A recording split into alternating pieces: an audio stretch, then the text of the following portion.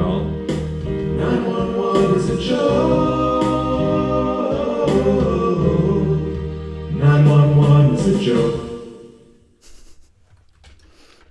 All right, I know that that Public Enemy song was put out in 1990, but it's still an appropriate way to start this little bit. So yeah, I've been thinking about the first joke after 9/11 and just jokes in general and humor post 9/11.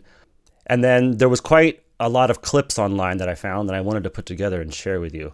And so yeah, if you just search for the first, any of the first monologues from The Late Show to the Daily Show, The Late Night with Conan O'Brien, any of these people, and SNL, they're all online. So I'm just going to show short little clips and focus mainly on the jokes or the punchlines or whatever, just to sort of give you an idea of the arc of humor and the arc of, since 9/11. September 11th was on a Tuesday. And then what a lot of people, I don't know if you remember, was the news stayed on continuously for 93 hours. That's according to Wikipedia. But I remember it staying on for 4 days. No commercial free. And that is documented. It was the longest commercial free time in modern television, period. And so they went back on. I did the 93 hours would have been Saturday at 6 a.m. So they went back on just in time for Saturday morning cartoons, which I thought was kind of interesting.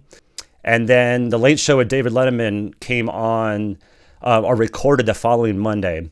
Oh yeah, and so The Late Show, Conan O'Brien, Jon Stewart, and SNL are all hosted in New York City.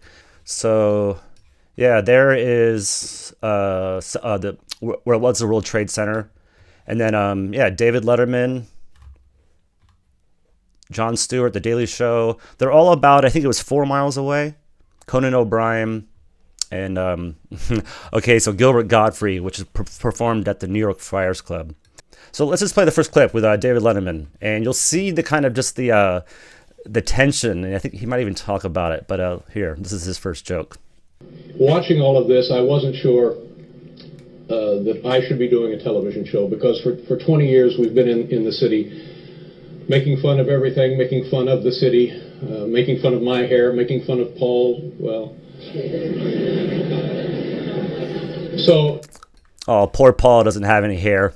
So yeah, poking fun at Paul and him and just kind of like getting back into the groove.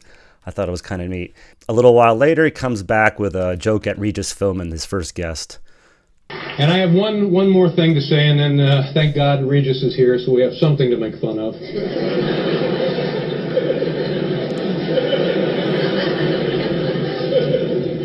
Man, you can just hear the people relief. Like it's like they were happy to laugh, which is really neat. People were, and they were laughing at Regis. I think they were also laughing at the tension, which was interesting, because humor heals.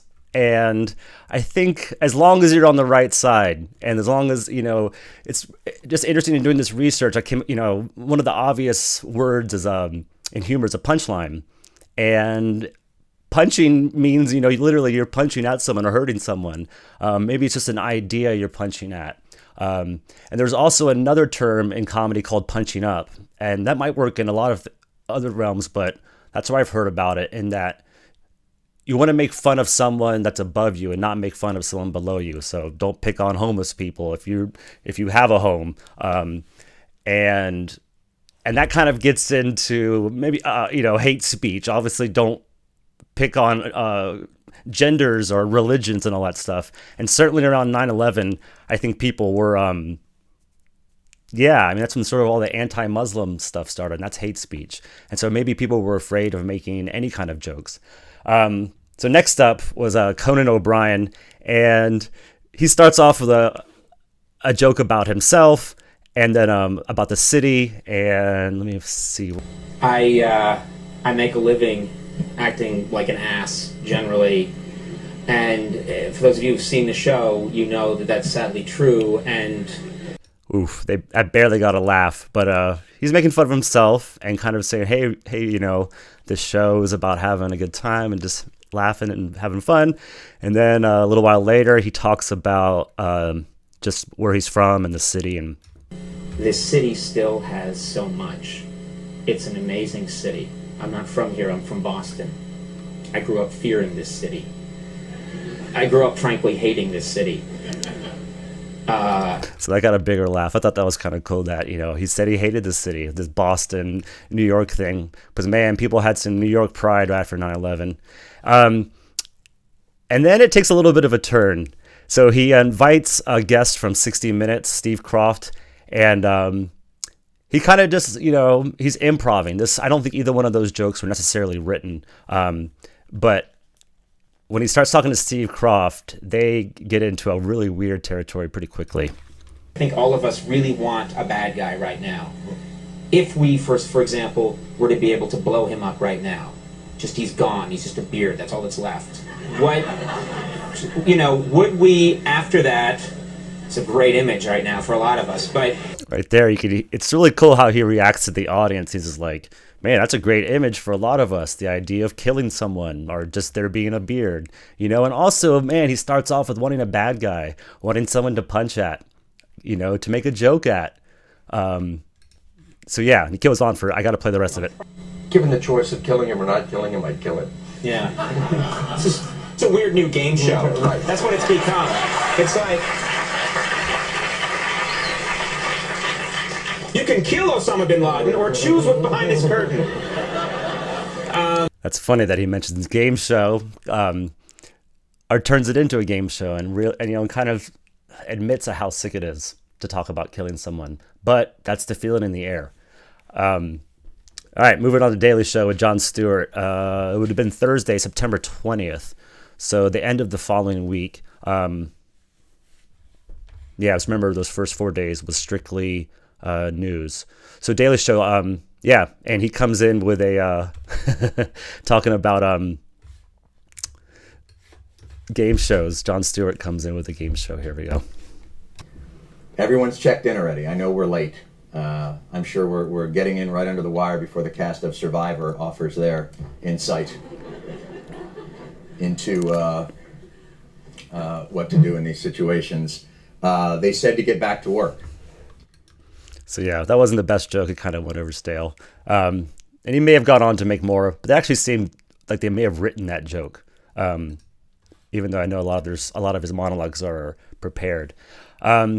And that kind of brings, that sort of gallows humor is another thing that I think we're at this stage right now where it's just like it can't get any worse.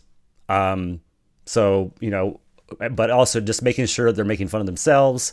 Daily Show is definitely making fun of just, they weren't too soon. If anything, they were too late. And we'll get to the too soon. So Gilbert Godfrey, I think I'm doing all this chronologically. And Gilbert Godfrey would be next. As far as time would be Saturday, September 29th, was the Hugh Hefner roast. And so I believe they filmed this during a normal time that you would roast someone, and then SNL would have been later. And Gilbert Godfrey is credited with one of the worst, maybe certainly the worst 9/11 joke, this most distasteful. And he's credited, at least on the internet, and I'll repeat it here, that with the too soon, with a joke being too soon. I think that's really funny about how he's trying to provoke people, and maybe, but maybe had chosen the wrong target or the wrong person. Maybe he was punching down at the dead people, at the people that had died, the tragedy itself. So here, I just found a recording of him. This is from a couple years ago because they edited out the footage from the Hugh Hefner roast. But here's Gilbert Godfrey on a radio show talking about it. And so it was a real tension in the room. And so I said, I have to leave early tonight. I have to catch a flight to LA.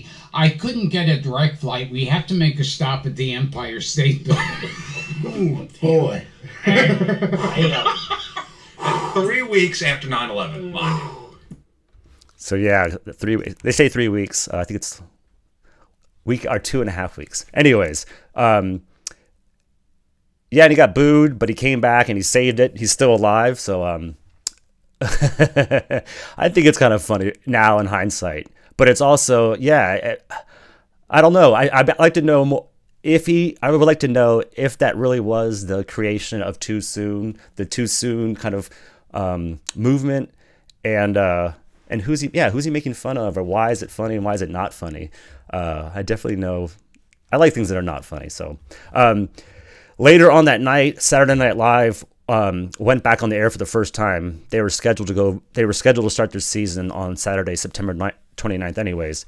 And they had brought out Mayor Giuliani with the fire department and Paul Simon. I mean, the opening 10 minutes is just tear-filled. Not one single joke at all. But they invite Lorne Michaels on stage, the director or manager of SNL, and he kind of sets a very interesting tone. Saturday Night Live is one of our great New York City institutions, and that's why it's important for you to do your show tonight. Can we be funny? Why start now?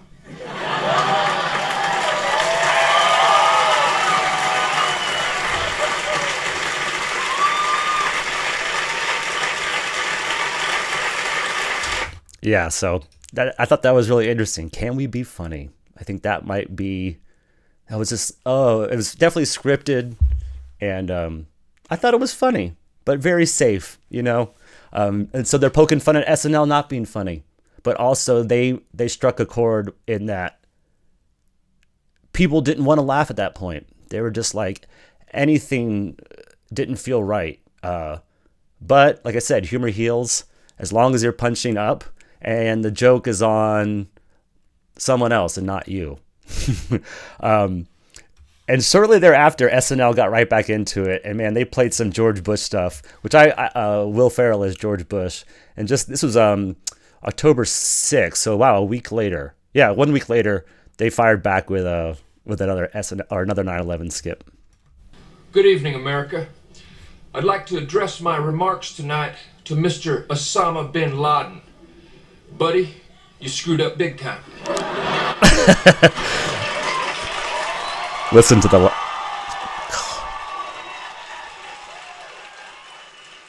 That's it, man. You screwed up big time, and they clapped and laughed. I thought that was pretty cool. That was definitely a release. People wanted just to like shake their fists at someone or punch at someone, and so that was a punch at. But then again, making fun of George Bush. So these are all. I just think it's interesting the way that jokes are going. And this one, so okay, now we go to 2002, and I'm sure there's plenty more SNL skits in the meantime. Those are just the ones I found quickly, kind of skipping around to 2002. Joan Rivers kind of tells another too soon joke, or not funny joke, depends on where you're coming from. She was in London at the time when she told this, and she's talking about the widows of the 9/11. One more thing I want to remember, She said she was in 9/11 at the time, so it gives her some kind of street cred as well, which I think is kind of interesting. There in New York for 9/11, which is just God. We ended up with 2,400 widows, 2,400 widows, each who finally this year ended up with a check for $5 million each. And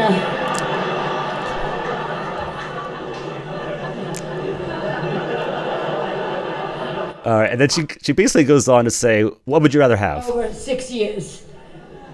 Think about it for a second. What would you rather have? Someone who farts and drools in their sleep, whose mother is living with you, or a nice check? So yeah, would you rather be a 9/11 widow or have the check? Ooh, that's risky. Apparently she got in some trouble, got condemnated from like the fire marshal. So yeah, the next 9/11 joke that I could find was from Louis C.K. in 2008. So that's a 6-year gap. And again, I'm sure there's lots, but I like Louis, and he's definitely punching at himself. I was thinking the other day that you can figure out how bad a person you are by how soon after September 11th you masturbated, like how long you waited. And for me, it was between the two buildings going down. So I had to do it. I had to. Otherwise, they win. That's the way I was looking at it at the time. It was a strange time for all of us. And I know you all waited a whole week because you're awesome, but I just couldn't do it. Man, I think I just heard someone say too soon in the audience. But maybe, again, as a an homage, maybe. I think like anytime anyone does a 9/11 joke, you have to say too soon. But man, I'm sorry, Louis C.K. Wow, great joke about masturbating, but using 9/11 as a premise. I'm starting to look at some of these terms or learn the terms of comedy, or the setup. I'm not sure what part that role plays, but yeah, it was still funny, and it wasn't. Yeah, it wasn't dangerous at all. As far as it was about masturbating. Okay, now we move on to Jamie Kilstein, and we're actually back on the Conan O'Brien show. He was a guest comedian, and this guy's really political, and so his work has always been sort of a little controversial, maybe a little bit anti-American. So brace yourselves. All wars should be fought one-on-one. If leaders have problems with each other, then instead of sending hundreds of thousands of poor kids to go shoot each other in the face, I say Obama and bin Laden just strap on a sword, jump on a horse, and get ready to duel at high noon. No need to fly planes into buildings or drop bombs on civilians. Just have a one-on-one, no-holds-barred cage match, put that up on pay-per-view with a Brock Lesnar fight, and then use all the money you make to rebuild Iraq and Afghanistan. So wow, he's making fun. It's more of an anti-war thing, but he definitely brings in 9/11 and it's like, hey, that's, a little over the line, but still, and even the comedian himself was surprised that he was able to say the things that he said. But I think he goes on and makes another. The whole skit is basically kind of anti-war, anti-imperialism. But he goes on towards the end. Where is it? It would be here we go, and does a really funny anti-Osama bin Laden joke where he kills Osama bin Laden, just like Conan O'Brien was talking about doing, 7 years earlier. We are screwing up this war so badly that I'm waiting for America to go all in and combine our greedy capitalism with our foreign policy and start shipping MacDonald's to Iraq or like KFCs to Afghanistan. You could call it Operation Kill the Terrorists Slowly. They'd be like, hey, how'd they finally get bin Laden? Type 2 diabetes. Yeah, all right. What about Al-Sadr? He's working 2 jobs, riddled in debt, got a bit of a drinking problem, but he's still alive? Not on the inside. He's making fun of McDonald's, but then killing bin Laden it's a beautiful setup and punchline, I believe. But it's still, we're talking, this is 8 years, or 2008, so 7 years later.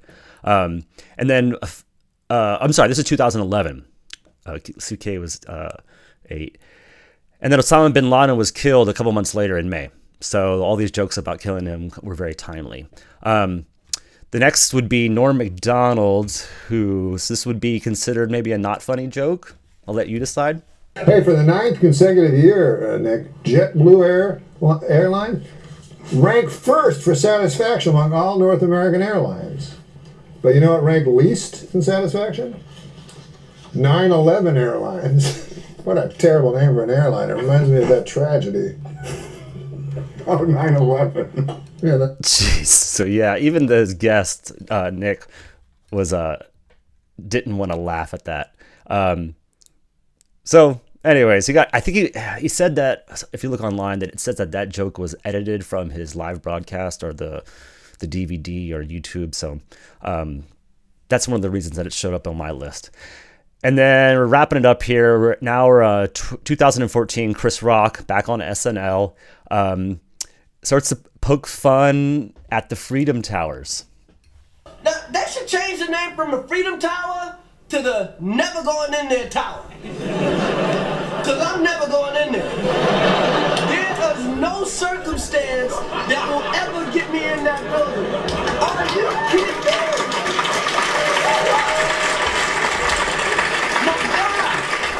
Do they have? Does this building duck? What? Oof, man, making fun of the towers on thin ice. Again, it's definitely not too soon. This is 2014, and and I think he's using humor to heal, or he's trying his hardest, and he's choosing a controversial topic. But being in New York, and he's just being honest too. I think he's being honest. A lot of us maybe are scared to go back in there or where it happened. Oh, building that ducks. And there's a lot more to his monologue. I want to play this one section though, where he talks about 9/11 or how 9/11 is becoming a holiday, and it's just a matter of time before we have 9/11 sales, which I think we already do with Patriots Day. So here, let me fast forward to the holiday part. No. People are like, come on, man, don't joke about the Freedom Tower. That does have something to do with 9/11. Hey, I'm not joking about 9/11. I'm not. But you gotta realize we are in America. And in America, there are no sacred days because we commercialize everything. So we're only 5 years away from 9/11 sales. That's right, you're gonna hear it on the radio. Come on down to Red Lobster. These shrimp are $9.11. That's right. All right, that's going to prove to be pretty prophetic. Just remember about the idea of 9/11 sales. Yeah, like I said, if you look, apparently got in a little bit of trouble, a little bit of backlash for some of these jokes, and he even addressed that, how, hey man, you're making fun of 9/11 in his monologue. So there's that self-criticism that, I feel like has come out in that. Maybe, I don't know, again, I'm not sure if it was born on 9/11, but the idea of not wanting to make art, not wanting to be funny, but having to move on, and sort of how do you do that when it's such a prickly topic. Okay, and then the last piece of comedy, which is one of my favorites, maybe it's because it's the most recent, is Key and Peele. They did a sketch about these guys flying on an airplane, and I pretty much now always, whenever I talk about terrorism, I say the word Terry's because of Key and Peele. It just makes me feel safe. I don't like even saying the word, so Terry's is a better way to say it. But and this is a really long skit. I'm only going to play a couple seconds, but yeah, definitely watch all these skits if you can. Watch that entire. But yeah, so do you mean terrorists? And I think they're making fun of. They're making fun of themselves, man. Their skits, they're definitely punching all over the place, but not punching down. They're awesome. Watch that shit on terrorism. And then, I think they're actually making fun of the TSA. If you watch the very end, it kind of comes this weird full circle. All right, and then the last skit I wouldn't say is comedy. We're probably laughing at these people. Would be this the 9/11 sale that Chris Rock talked about. This is in 2016. A mattress company, made a really tasteless. And it's so funny, not even too soon. So this is not funny commercial, and they got in a lot of trouble for it. So. What better way to remember 9/11 than with a Twin Tower sale? Right now, you can get any size mattress for a twin price. Full mattress? Twin price. Queen mattress? Twin price. King mattress? Twin price. Store-wide sale all day long. Oh my God! We'll never forget. Oof. Yeah, we'll never forget and all that stuff. There's been a lot of examples of tasteless. I wouldn't call that humor. Man, that's just, who knows? One thing I know that it isn't is dangerous speech. So we have hate speech, and then we also have dangerous speech, which is yelling fire in a crowded theater. We haven't gotten there yet, but I think people were worried about getting in trouble for saying stuff. You can still get in trouble 15 years later. Anyways, so that's my clip ideas on humor post 9/11. If you have any comments, please let me know. I think I want to make more of these kind of videos. So thanks for watching.